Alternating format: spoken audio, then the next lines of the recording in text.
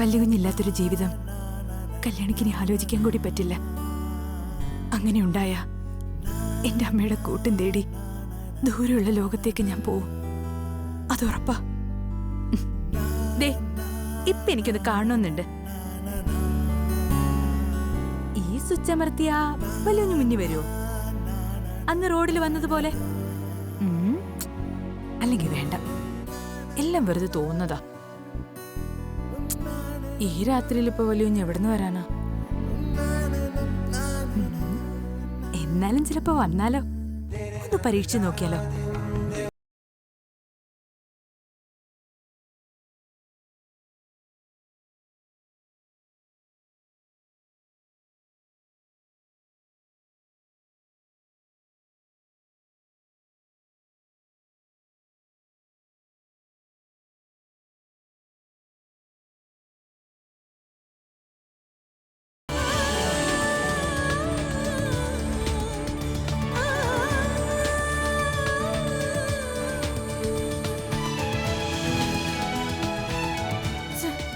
ഇതിലമർത്തി ഉടനെ എത്തുന്നൊക്കെ പറഞ്ഞിട്ട്, ഓഹോ, അപ്പൊ ആപത്ത് സമയത്തേ വരുള്ളൂ അല്ലേ?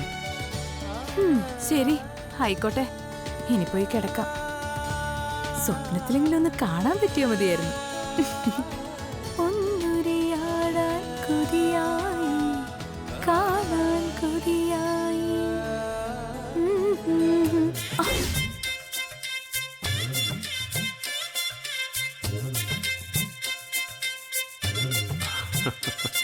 എന്റെ ഭഗവതിയെ, വലിയ കുഞ്ഞ്. അതെ, നിന്റെ ആനന്ദേട്ടൻ. എന്നെ കാണാൻ ഇത്രയും കൊതിച്ചിട്ട് നിന്റെ ഇഷ്ടങ്ങളൊക്കെ നീ എന്തിനാ കല്യാണി എന്നിന്ന് മറച്ചു വെക്കുന്നത്? എന്ത് കാര്യത്തിനാ? ഭയം കൊണ്ടാ. ഓഹോ, അപ്പോ എന്നെ നിനക്ക് ഭയമാണല്ലേ? അതെ, ഭൂതല്ലേ. പണ്ട് സ്കൂളിൽ പഠിച്ചിട്ടുള്ള കഥയില് അത്ഭുത വിളക്കിൽ അമർത്തുമ്പോ അരികിലെത്തുന്നത് പോലുള്ള ഭൂതം. അതെ, ഭൂതം തന്നെയാ. ഒരു സുന്ദരി പെണ്ണിനെ പ്രേമിക്കുന്ന ഭൂതം.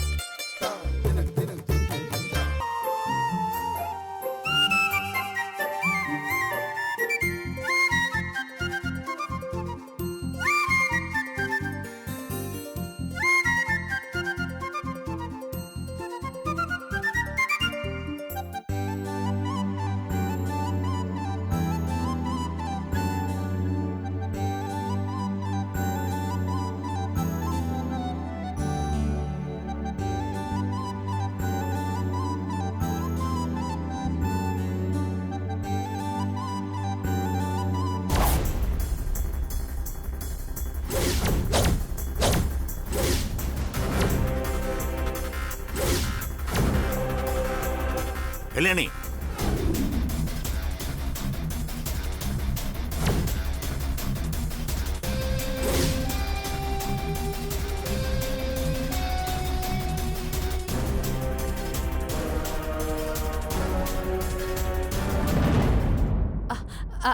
എന്തു പറ്റിയച്ചാ?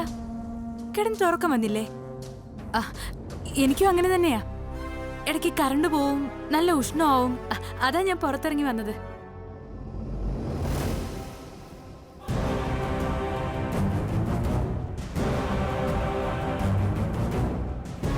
എന്തു പറ്റി? അച്ഛനെന്താ ഈ ചുറ്റിലുമൊക്കെ നോക്കണേ? അല്ല കല്യാണി, നിന്റെ കൂടെ തോന്നിയതായിരിക്കോ? ചോദിച്ചു വെറുതെ മോശക്കാരനാവണ്ട. ശരി ശരി, ഇപ്പൊ കറണ്ട് ഉണ്ടല്ലോ, നീ പോയി കിടന്ന് ഉറങ്ങാൻ നോക്ക്. ഇനിയും പുറത്ത് നിൽക്കണ്ട. ആ ചെല്ലു.